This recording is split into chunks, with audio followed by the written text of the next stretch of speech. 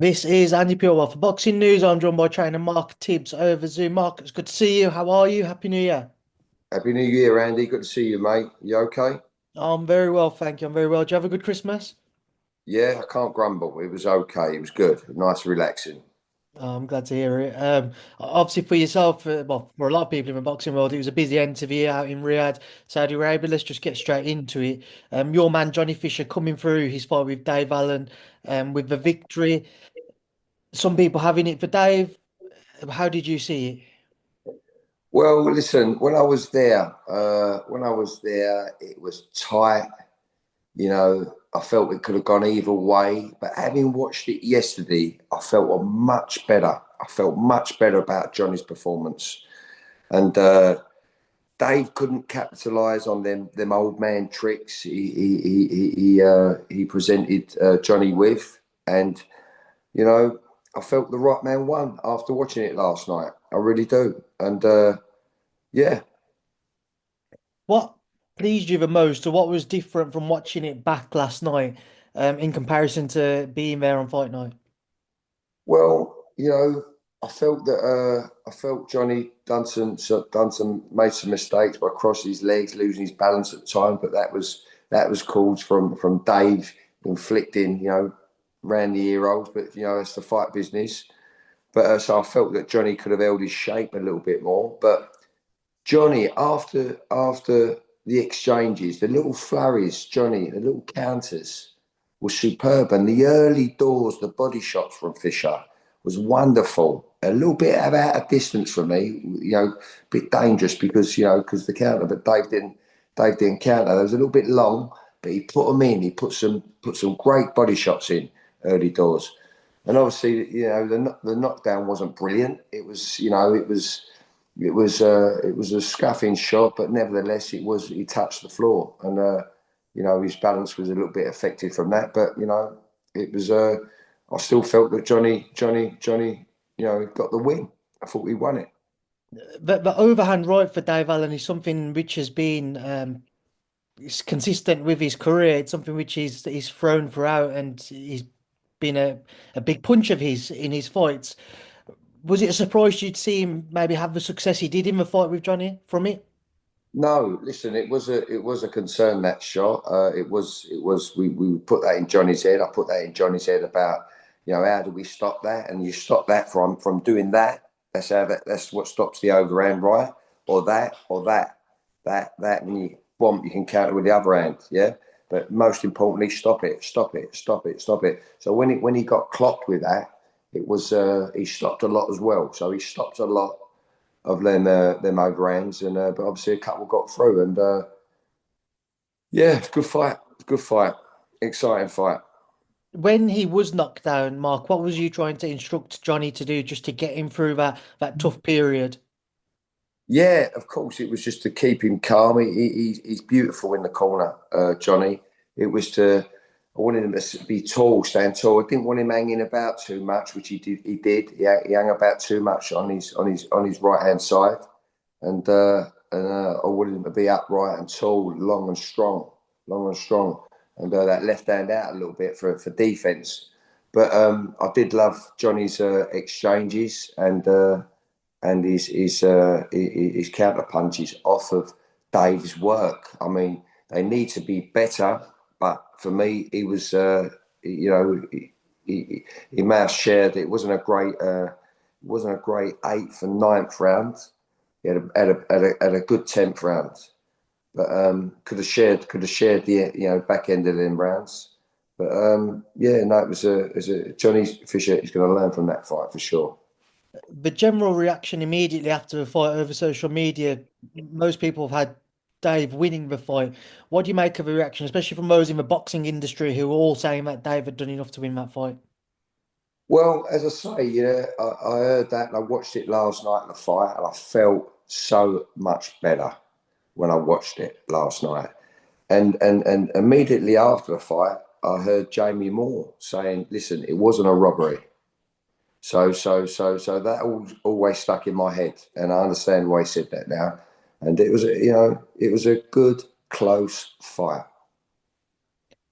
With the scoring itself, Mark, the one thing that seemed to be the rounds were relatively easy to score in the sense that Johnny picked up the first four rounds. Obviously, when you have the 10-8, and then Dave went on to have a succession of rounds himself, and then the 10th you could give to Johnny. Do you disagree, though? Do you feel like there were closer rounds, or do you think it was Yes, near to yes, score? I do. Them closer rounds, yeah. You could have drawn them rounds. You could have drawn them rounds. They could have been even rounds. So yeah, they was yeah. That's why I felt that Johnny won the fight. Johnny won the fight. Obviously, the 10-8 round he didn't, but and the old man tactics through Johnny. He's never felt that before, and.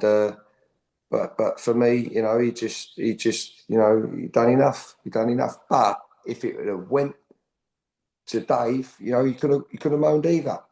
It was it would like I would like to have spread them four rounds out in the middle a little bit, the performance. But you live and learn, and Johnny will live and learn from that fight. But yeah, we got our hand raised, and yes, you can't you can't argue and change people's opinions and all of that.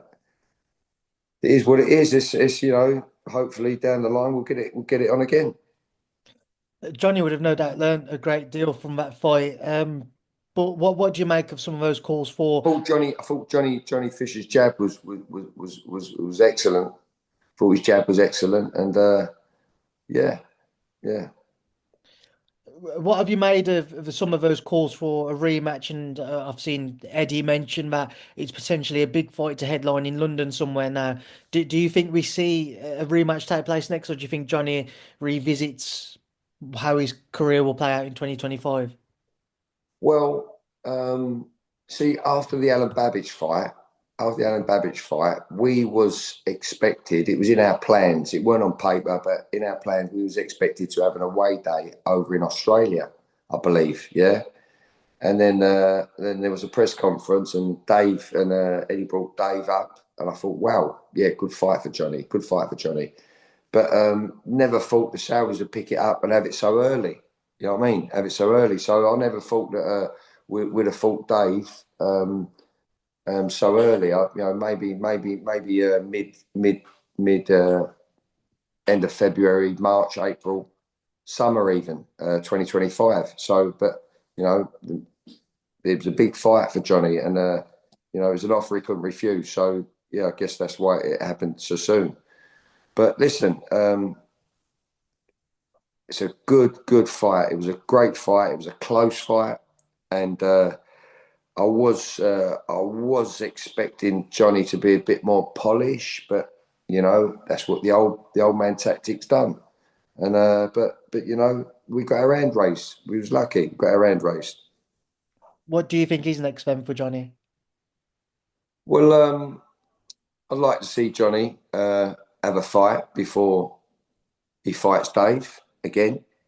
Yeah, for longevity, and yeah, I think that's what I'd like because I'm look at Johnny loves his boxing and he wants a long career. You know what I'm saying? He wants a long career, and as his trainer, I'd like him to have one more before he fights Dave. Yeah, Obviously, the headline fight for that card as well was Alexander Usyk and Tyson Fury. What did you make of that one, Mark? Have you had a chance to see that one? I did. I watched that as well last night. I watched Johnny's fight first, and I watched Tyson's fight. Yeah, I tell you what, I thought Tyson, the first 6 rounds, boxed a much better fight than he did in his first fight, and he was winning.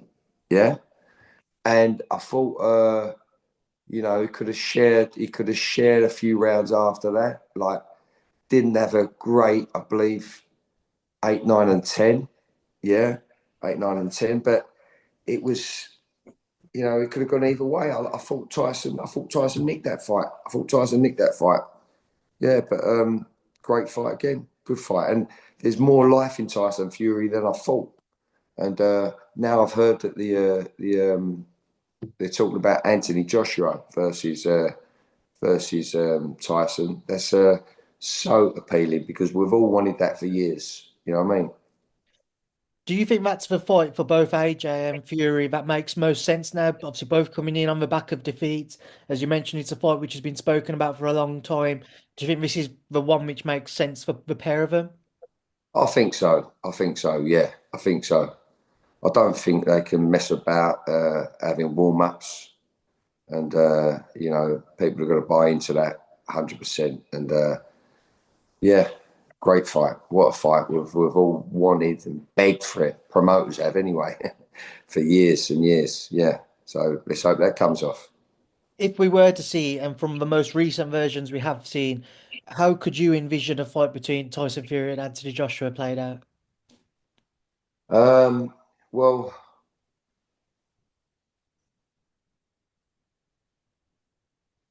I don't think Anthony Joshua's last fight was. I think he lost and took a beating every round, and that may have took a lot out of him. May have took a lot out of him. And obviously, the when he fought the UFC fighter, that was a great finish. But he was a UFC fighter. I think looking at Tyson Fury the other night could present problems with him because his boxability and he's a natural boxer.